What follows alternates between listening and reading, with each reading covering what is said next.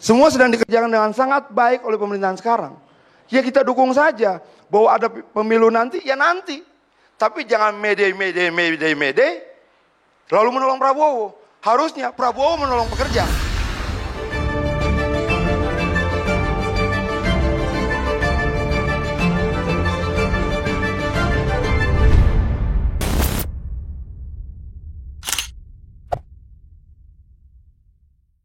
Ini acara seru. Tanggal 1 Mei, buruh berkumpul, lalu bicara tentang May Day. Seperti yang Bang Karni bilang, May Day, May Day, May Day, May Day. Kalau kita artikan tolong, tolong, tolong. Kira-kira seperti itu. Harusnya ketika buruh berteriak May Day, May Day, berteriak minta tolong, datanglah tokoh-tokoh hebat, orang-orang hebat, mendukung buruh. Yang terjadi tidak. Yang berteriak May Day, siapa saya tidak tahu. Tapi yang didukung justru Prabowo. Jadi yang minta tolong buruh atau Prabowo-nya. Itu satu hal. Betapa lucunya peristiwa kita hari ini. Nah itu yang pertama. Terus yang kedua, apa yang disampaikan oleh Bung Said Iqbal tadi menarik. Tentang dia bicara tentang undang-undang PMA. Bahwa itulah pintu masuknya modal asing pertama di Indonesia. Bukan Jokowi yang buat. Nah kemudian rangkaian sejarahnya kita harus periksa. Apa yang terjadi hari ini tidak bisa dilepaskan dari setahun lalu, 2 tahun lalu, 3 tahun lalu, 10 tahun lalu, sampai 29 tahun yang lalu misalnya. Tahun 89, Perdana Menteri Australia bicara pada Soeharto untuk membentuk APEC. Lalu dari situlah rangkaian, ada AFTA, segala macam, sampai MEA. Yang dalam proses perjanjiannya sekian banyak itu diputuskan 2020 pasar bebas tenaga kerja. Situasi hari ini adalah buah dari apa yang pernah ditanam 29 tahun yang lalu. Kalau kita mau berbicara tenaga kerja asing, kita bicara dari awal mulanya. Dia diberikan legitimasi oleh negara. Awal mulanya kapan? Ya yang tadi saya sampaikan. Itu pertama. Jangan pernah melupakan sejarah. Itu penting buat kita. Jangan kemudian mengambil peristiwa cuma kecil-kecil saja. Nah yang berikutnya, apa yang dikhawatirkan oleh Bang Laude tadi, dalam penelitian dan investigasi dia bulan Juni sampai Desember 2017 ya. Investigasi Ombudsman itu bulan Juni sampai Desember 2017. Sementara Perpres ini ditandatangani oleh Presiden itu 29 Maret 2018. Bisa saya katakan bahwa sebenarnya Perpres ini menjawab hasil investigasi Ombudsman. Jelas kenapa semua yang disampaikan oleh Bang Laude tadi terjawab dalam pasal ini. Tentang kewajiban pendampingan ada. Tentang kewajiban memberikan pelatihan berbahasa Indonesia ada. Bahkan yang lebih hebat lagi, beberapa hal yang saya catat misalnya, sebentar, itu yang tidak ada di Perpres 72 tahun 2014, sekarang ada di Perpres 20. Pertama, kewajiban melakukan pelatihan bahasa Indonesia. Di Perpres sebelumnya 2014 tidak ada. Kedua, pasal pengawasan yang menyertakan imigrasi. Di Perpres 72 juga tidak ada. Di Perpres sekarang ada. Kemudian ketiga, bab sanksi. Nah yang menarik, di bab 4 pembiayaan untuk pengawasan dan pembinaan itu dianggarkan dalam APBN dan APBD. Artinya Perpres ini sempurna. Dia menjawab semua kekhawatiran yang disampaikan oleh Said Iqbal, disampaikan oleh Ombudsman. Apa yang tidak diatur dalam Perpres sebelumnya diatur di sini. Lalu apa masalahnya? Bahwa kalau kemudian kita bilang imigran gelap itu persoalan, jangankan Indonesia. Isu yang dibangun oleh Donald Trump menjelang Pilpres juga sama, imigran gelap. Sama seperti menjelang Pilpres di sini ada imigran gelap.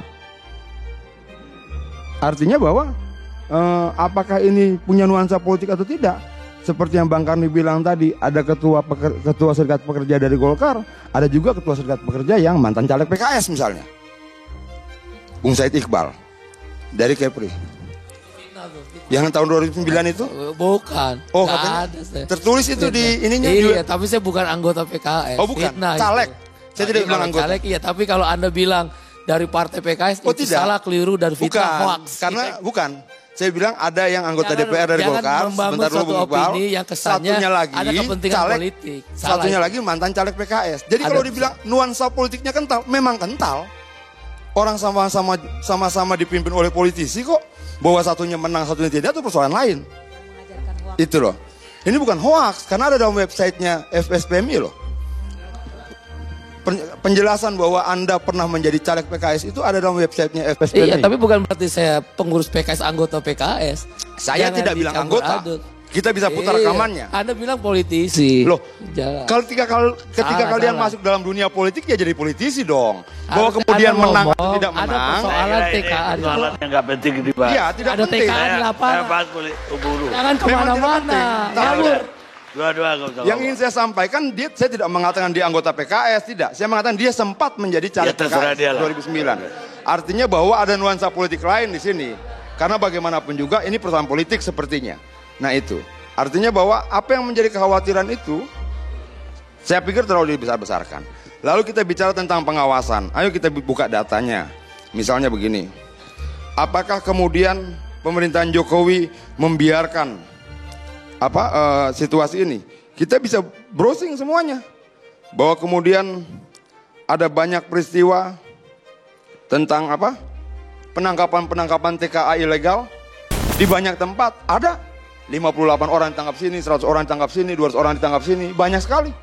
Artinya proses pengawasan dilakukan negara. Dilakukan pemerintahan sekarang. Yang sekali lagi disampaikan oleh Bang Laude Ida tentang lemahnya pengawasan sedang dibangun dan sedang dikerjakan dan terus terjadi penangkapan, pemulangan, deportasi dan sebagainya. Tidak perlu menunggu demonstrasi. Itu sudah dikerjakan. Yang terjadi sekarang ini fakta di lapangan dan saya kira bisa dicek langsung. Ini data lapangan yang kami temukan. Iya, sebentar, Bang. Dan ya, ini saya selesaikan dulu. Tentang kekhawatiran misalnya. Ya, saya mau katakan tadi sebetulnya jangan sampai kita bicara tanpa data. Ini nggak bergerak loh. Ini dari satu dinas tenaga kerja yang baru saja mengirimkan nota kepada kami. Iya. Begini Bang, yang ingin saya sampaikan di sini adalah bahwa kalau dikatakan tidak ada pengawasan, jelas ada pengawasan. Bukan. Kalau dikatakan tidak ada penindakan, jelas ada penindakan. Enggak. Bahwa kemudian belum semua ditindak, mungkin ya. Ini ada di Tapi Pulau ada Gadung, penindakan, 6 perusahaan. ada. 6 Gitu perusahaan loh. di Pulau Gadung. Enggak. Teori. Saya cuma menangkap kesan jangan sampai apa yang kami katakan bahwa tidak ada pengawasan, tidak ada penindakan. Kami katakan belum ada penindakan karena seharusnya perusahaan undang-undang. Begini Bang, mungkin yang belum semua ditindak mungkin ya. Tapi ada sangat banyak sekali data penangkapan TKA ilegal yang sudah habis masa izinnya dan sebagainya. Dan ingin saya katakan, di Perpres 2014 pembatasan waktunya 5 tahun, tapi di Perpres 20 2 tahun. Artinya mana lebih ketat? Perpres sebelumnya 5 tahun loh izin itu diberikan dan bisa diperpanjang. Dalam Perpres 20 cuma 2 tahun, sangat pendek. Artinya bahwa kontrol negara begitu kuat dalam persoalan ini. Nah, apa masalahnya? Kekhawatiran imigran gelap terjadi di mana-mana. Imigran gelap dari Indonesia yang dikirimkan ke Malaysia seperti kasus di NTT yang sangat banyak juga terjadi. Tapi bagaimana negara bertindak? Negara bertindak, datanya ada, jumlah jelas bahwa belum sempurna, benar. Kita sedang coba menyempurnakan itu dengan adanya dasar hukum dan payung hukum baru, Perpres 20. Nah, apalagi yang mau kita persoalkan? Dalam Perpres ini dikatakan ada anggaran yang diberikan oleh negara untuk pengawasan. Lebih kuat dibandingkan Perpres sebelumnya yang tidak memberikan anggaran. Hal yang lain misalnya, ayo kita bicara. Dalam Undang-Undang Ketenagakerjaan, tenaga kerja yang diatur berapa pasal? 42 sampai 49, cuma 8 pasal. Dalam Perpres sebelumnya, 19 pasal. Di Perpres ini 39 pasal. Kalau kita bicara lebih ketat mana? Semua itu angka-angka yang jelas. Kita bisa berdebat tentang fiksi banyak hal, tapi tentang angka-angka ini apa yang mau kita perdebatkan? Undang-undang saya cuma mengatur 7 pasal, ya, Bang Karni. Kalau ketat itu bukan jumlah pasal. Oh bukan dong, artinya akan lebih tidak dong, lebih detail peraturannya. Detailnya itu menunjukkan pengetatannya. Ya, termasuk juga misalnya tentang visa terbatas. Di Perpres sebelumnya tidak ada loh. Kalau kemudian bicara soal yang lain-lain, di Perpres ini ada vitas. Bagaimana tata cara prosedur mendapatkan vitas itu diatur betul di Perpres ini. So, apa masalahnya? Semua sedang dikerjakan dengan sangat baik oleh pemerintahan sekarang. ya kita dukung saja. Bahwa ada pemilu nanti, ya nanti.